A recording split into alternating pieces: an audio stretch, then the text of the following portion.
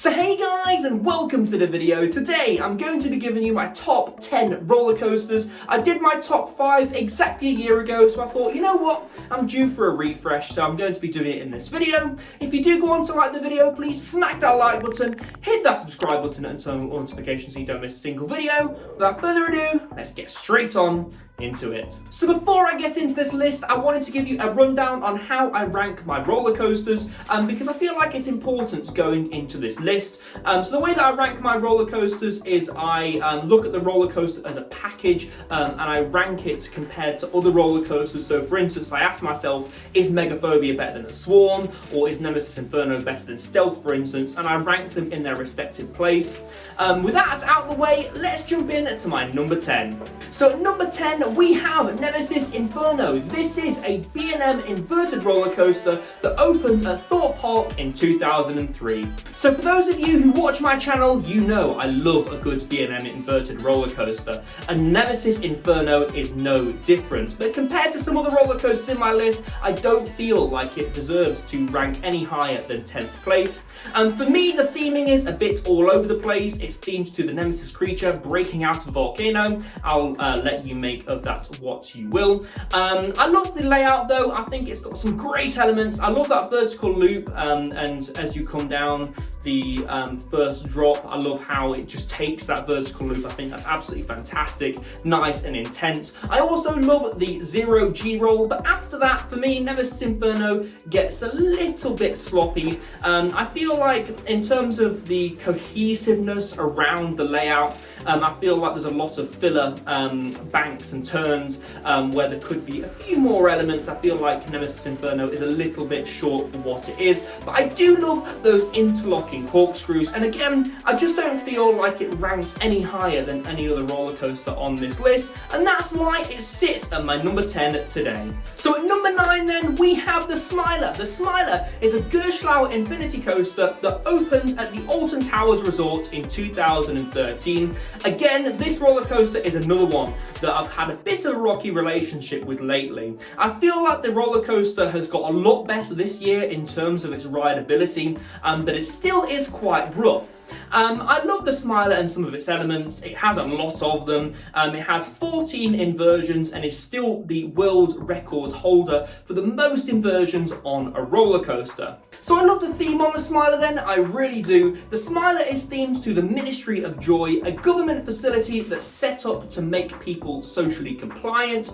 Unfortunately though, these days, it's not got a whole lot of theming elements to really explain the story. There's just a bunch of stuff left over, like the optical illusion facility, or the optical procedure facility, sorry, in the queue line. There's a bit out of place now to people who don't really know the story. In terms of the ride experience itself, like I said, it's got a bit rough around the edges, but it still is rideable. I've ridden it on the back yesterday, and it was really good. It was really quite smooth actually for the Smiler, and again, it is the world record holder for the most inversions on a roller coaster, and I just feel like it deserves to be placed at the 9th spot on my list. At number 8, we have Stealth. Stealth is an intimate accelerator coaster that opened at the Thorpe Park Resort in 2006. Now, Stealth is pure intensity from the word go. As soon as you launch down that track from 0 to 80 in 2.3 seconds,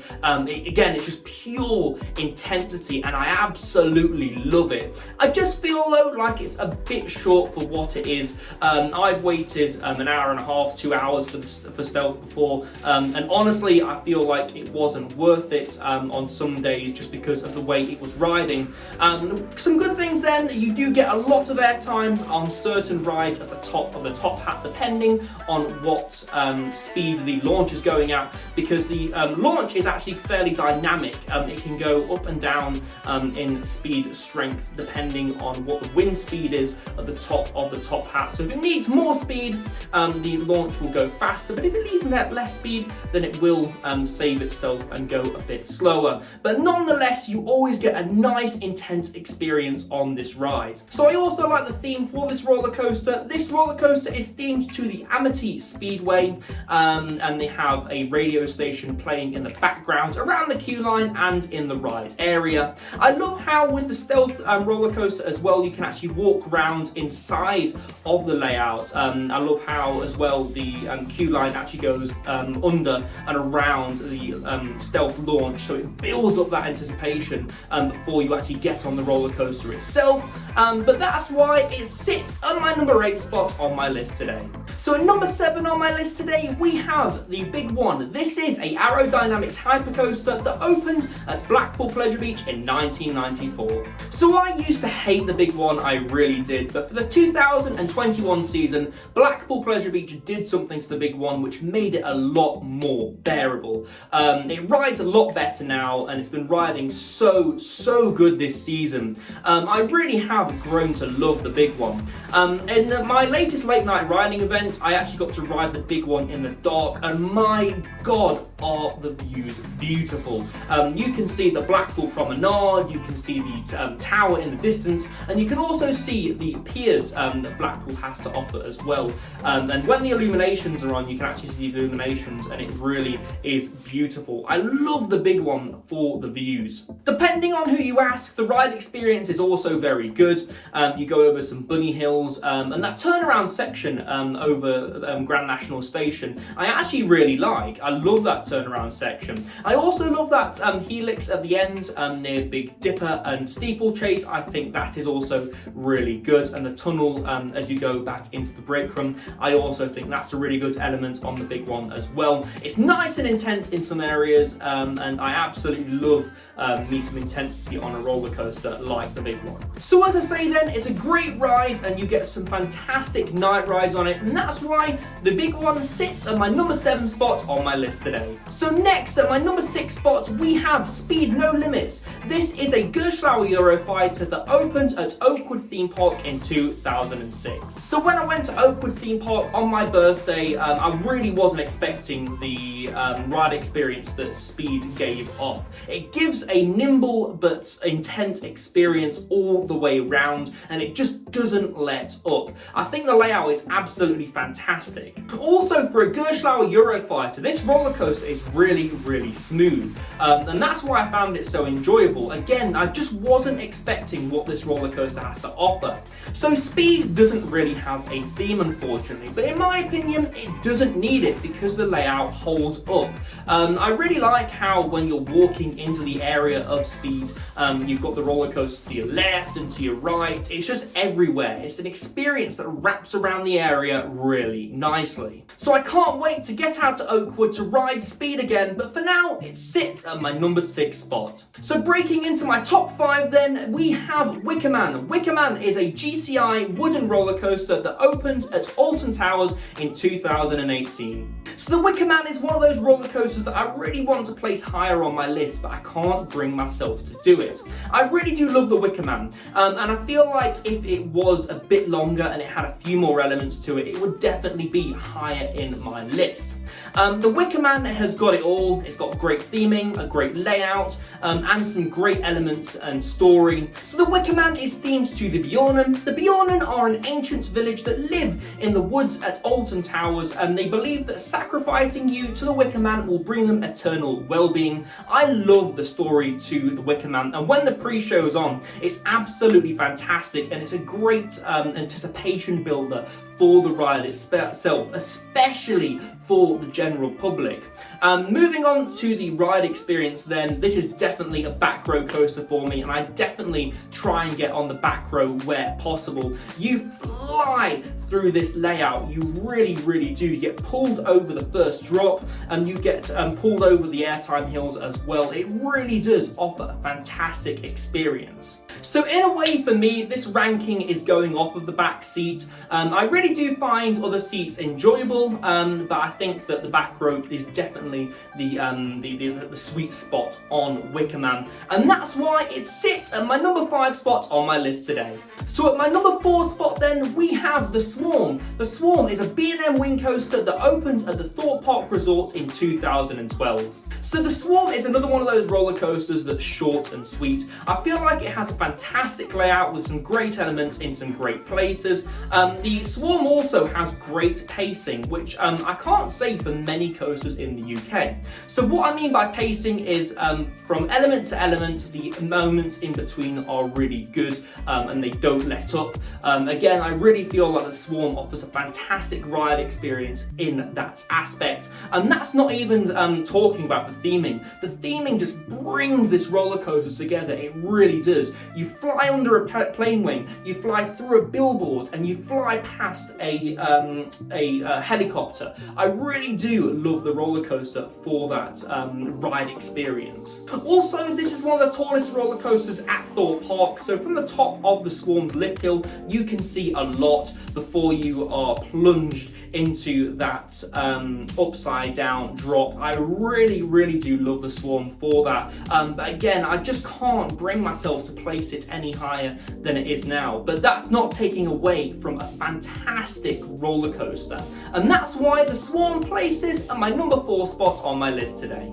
So breaking into my current top 3 then, we have Megaphobia. Megaphobia is a CCI wooden roller coaster that opened at Oakwood Theme Park in 1996. So again, for me, this roller coaster is a bit seat specific. On the front, it offers an amazing experience, but that's not to say it doesn't offer a good experience on the back as well. I just prefer the front over any other seats on this roller coaster. This thing is relentless. It really is. It's just pure intensity throughout the layout. On the back, you get some ejector airtime, but on the front, you get pushed over those airtime hills, offering for a really unique ride no matter where you sit. Even on the left or the right, I really feel like it's a fairly dynamic coaster no matter where you sit. Those airtime hills are fantastic, they're placed in the right places. Again, this is another roller coaster that has amazing pacing. There's not a section on this roller coaster that I can say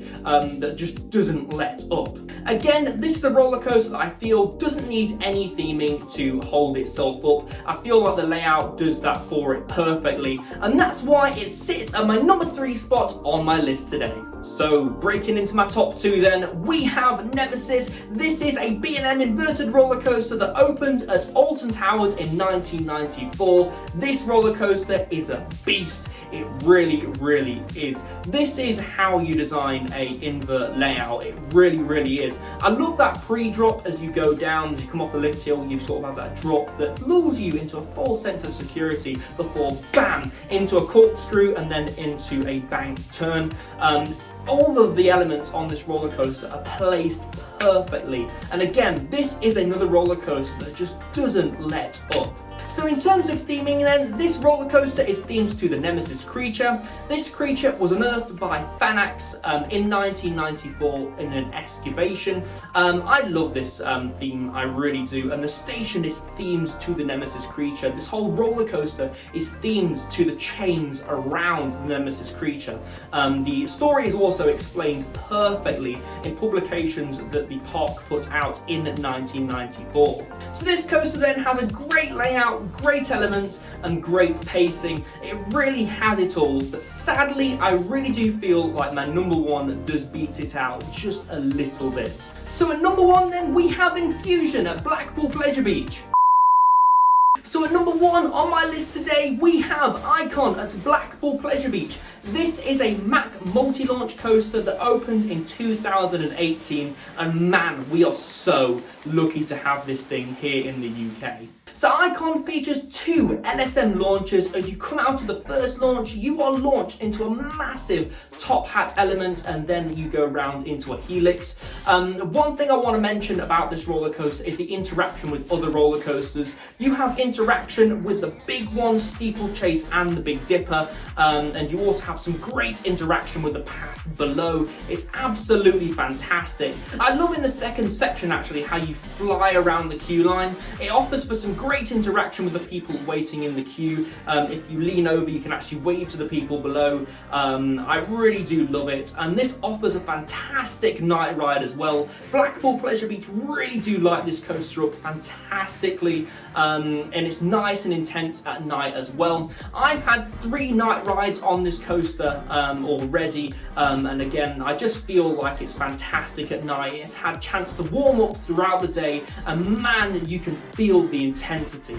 So this roller coaster really doesn't have a theme specifically, but it is kind of themed to a Japanese Zen garden. Amanda Thompson, who is the park's current owner, dreamt of the theme in a dream that she had, so make of that what you will. It really is beautifully themed in my opinion though for an amusement park. The area around Icon is themed to this Japanese Zen garden, so you have a lot of modern architecture, you have those red stands that come out of the ground, you have trees planted around the roller coaster, and man, it's fantastic. I really do love the way that Icon looks, and again, that just adds to that overall feel of this roller coaster.